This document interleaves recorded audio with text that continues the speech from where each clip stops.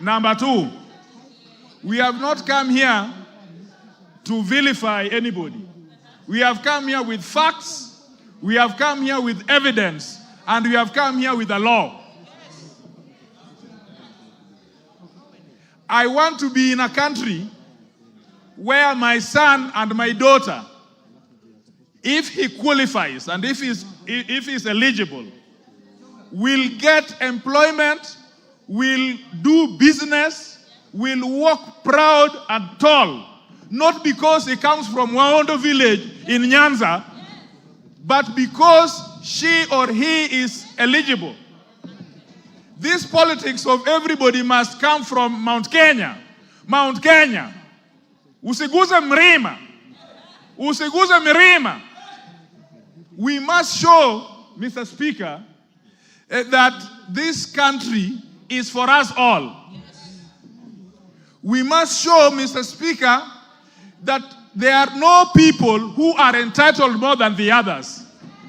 That there are people who fought for Mau Mau more than the others. Or that there are people who are more populated than others. And so this idea that they work for Kenya Kwanza government and that they must eat, it is their time to eat. This deputy president his mentality is that he got votes for President Ruto, and so it is his time to eat. For that reason only, I would vote, because I want a situation after we are through with elections, everybody, including me, is served because I pay taxes like everybody else. For the deputy speaker to go to... Wamuchomba. There's a point of order. Mr. Speaker, is the member on the floor? Which order? Mr. Speaker, I'm addressing Mr. Speaker. You are not the Speaker. I am addressing Mr. Speaker. Stop heckling. You are not the Speaker. I'm addressing the Speaker. Go ahead. Mr. Speaker, is the member Honorable Kajwang in order to say that there is a mentality that the deputy president has a mentality to eat? Does he have any gadget to measure mentality? Is that a fact? Can you prove? Can you prove that there is a mentality? Which gadget do you use to measure mentality? Go on. Check. Mr. Speaker, first of all, pronounce my name properly. I'm not Gachagua. I am Kajwang, not Kajwang. Number two, Mr. Speaker, this is a problem. Everybody, I heard them call it Raira, Kajwang. Some of you must learn that we are in a country for everybody. Nobody is powerful than the other. Nobody comes from a section of community. Today we will show that this country is for everybody. Mr. Speaker, there must be hygiene in leadership. There must be hygiene. You cannot trade with government, and you are the deputy speaker. Deputy president. Sorry. You cannot trade with government, and then you are the deputy president. You cannot trade with government and you are a state officer. Even you who are sitting here, stop trading with government. So that you only have one work, which is an elected member of this house. So evidence has been laid before us. And we are clear on page 16 of this evidence that him and his family, first of all, he thinks that his family, it is all right if his family trades with the government. He has not read the Leadership and Integrity Act.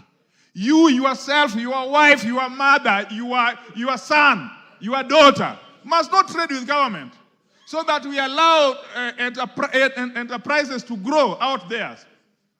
Mr. Speaker, only on that basis, I think that there is a situation here which we must save. The third one, Mr. Speaker, he is principal assistant to the president. If we don't deal with this thing today, all vice presidents or deputy presidents will think that the president is age mate. There must be a distinction between a president and a deputy president.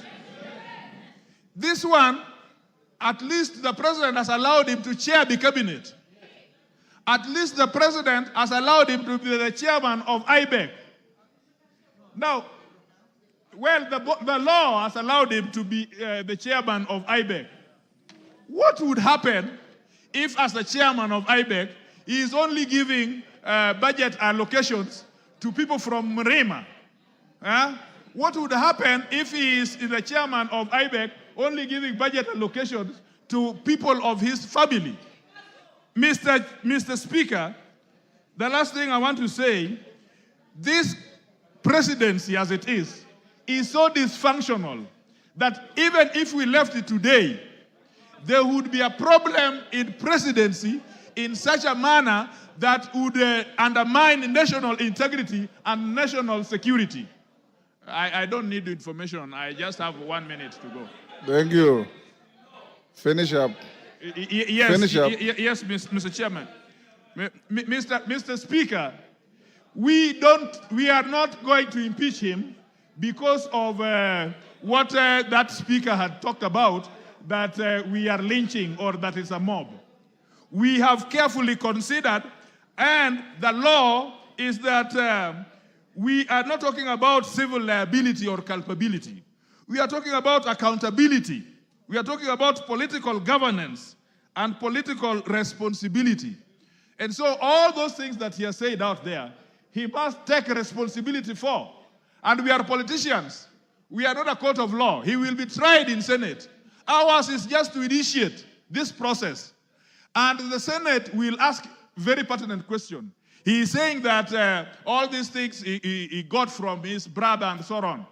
They will investigate and find out, did he pay tax for them? When he filed his report and said that he's worth so much, did he say that he also got something from his brother? Now, no, it is not here. You don't know. This thing is asked in the Senate. It is the Senate that is the trial chairman and the investigating. So the Senate will also ask his return forms. He's also re-asked the KRA forms if these information are consistent. And so, in all the evidence that I've seen, in all the charges I've seen, I return a verdict that Gachagua must do what? Gachagua must do what? Gachagua must do what? Order, member.